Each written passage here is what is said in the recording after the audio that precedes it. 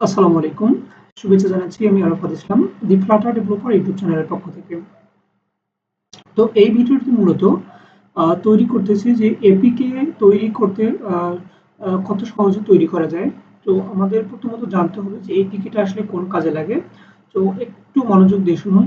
APK হচ্ছে এমন একটা ফরম্যাট যেখানে আপনি যে কেউ যদি চায় দ্যাটস মিন আপনার বায়ার বলেন বা আপনার যে কোম্পানিতে এপ্লাই করেছেন সেই কোম্পানির যদি লোকজন চায় যে আপনার অ্যাপসের এপিকেটা দিন দেখি দ্যাটস মিন সেটা আপনি রেসপন্সিভ ডিজাইন করছেন কিনা অথবা আদার্স যে ডিজাইনগুলো এগুলো দেখার জন্য নরমালি এপিকে চাইতে পারে। তো সেক্ষেত্রে কিন্তু এই এপিকেটা খুবই গুরুত্বপূর্ণ রোল প্লে করে যে আপনার ডিজাইনের উপর যে কিরকম দক্ষতা আছে সেটা নির্ভর করতেছে। ওকে।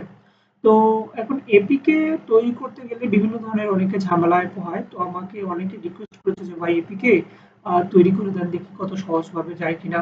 হ্যাঁ, তো আমি অনেক রিসোর্স করে আপনাদের জন্য যে এপিকে তৈরির সহজ ফর্মুলাটা বের করেছি। তো আশা করি ভিডিওটি না টেনে ধীরে ধীরে দেখবেন। তো চলুন শুরু করা যাক।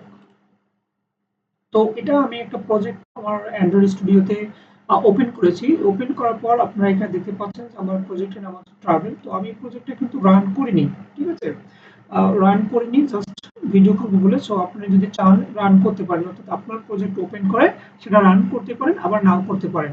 এবার এখানে যেখানে আসবেন সেখানে হচ্ছে টার্মিনাল। টার্মিনালটা আপনি আস্তে করে ওপেন করবেন এবং ওপেন করার পর আপনাকে একটা কমান্ড দিতে হবে। ওকে? তো এই কমান্ড কি দিতে হবে? এই কমান্ডটা নরমালি আমি আপনাদের এখানে দেখাবো। সাথে আমার যে ভিডিওটির কমেন্ট বক্স এবং ভিডিওটির যে ডেসক্রিপশন রয়েছে সেই জায়গায় কিন্তু দিয়ে দিব। তো চলুন দেখে নিই।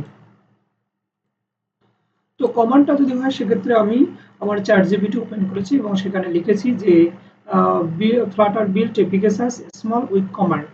অর্থাৎ আমি আপনাকে এখানে বলবো যে ফ্লাটার বিল্ড এপিকে এই জায়গাটা একটু দেখেন যে এইটা দিলেই কিন্তু আমাদের একটা এপিকে তৈরি হয়ে যায়, রাইট?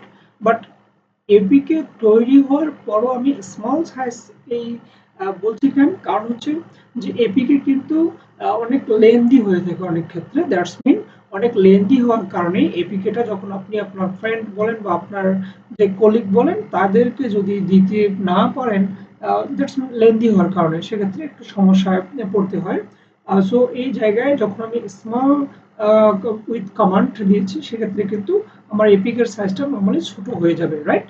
তো ছোট হয়ে যখন যাবে সেক্ষেত্রে আমি এই কমান্ডটা ইউজ করব। সো আপনারা এখানে কপি করবেন।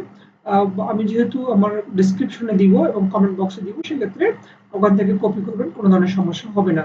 ওকে? জাস্ট এটা কিন্তু অ্যান্ড্রয়েড অ্যাপের ক্ষেত্রে। দেন এখানে টার্মিনালে পেস্ট করবেন। টার্মিনালে যখন পেস্ট করবেন তখন ইন্টার বাটনে ক্লিক করবেন এবং ইন্টার বাটনে ক্লিক করার পর কিন্তু আপনার যে এপিকে তৈরির যে প্রসেসটা তা কিন্তু শুরু হয়ে যাবে ইতিমধ্যে। তো আমাদের এখানে অপেক্ষা করতে হবে কিছুক্ষণ। তো আমরা একটু অপেক্ষা করি।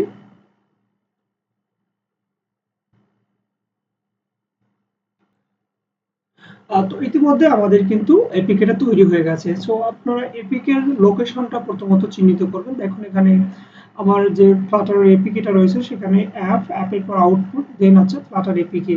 আর প্রথম এপিকেটা যেটা সেখানে খেয়াল করুন যে 25.7 এমবি, দেন 26 পয়েন্ট এবং আরেকটা হচ্ছে 26.2 এমবি। ওকে?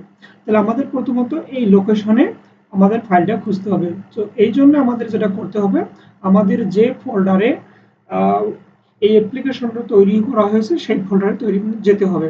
এক্ষেত্রে আমার কিন্তু যে আমি লোকাল পিচি সরি লোকাল দিস পিসিতে যে নিউ বুলিয়ন পিতে যে সমস্ত ফ্লাডার প্রজেক্ট তৈরি করি, এখানে খেয়াল করুন যে আমি ট্রাভেল নামের যে প্রজেক্টটা সেটাকে ক্লিক করব এবং এখানে আসার পর আমরা এখানে আসার পর উম,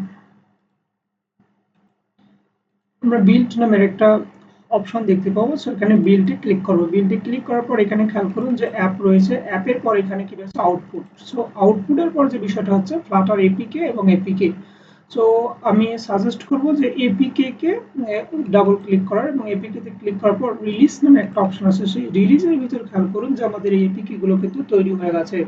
তো এখন আপনাদের সুবিধা মতো যে এপিকেটা মন চায় সেই এপিকেটা কপি করবেন।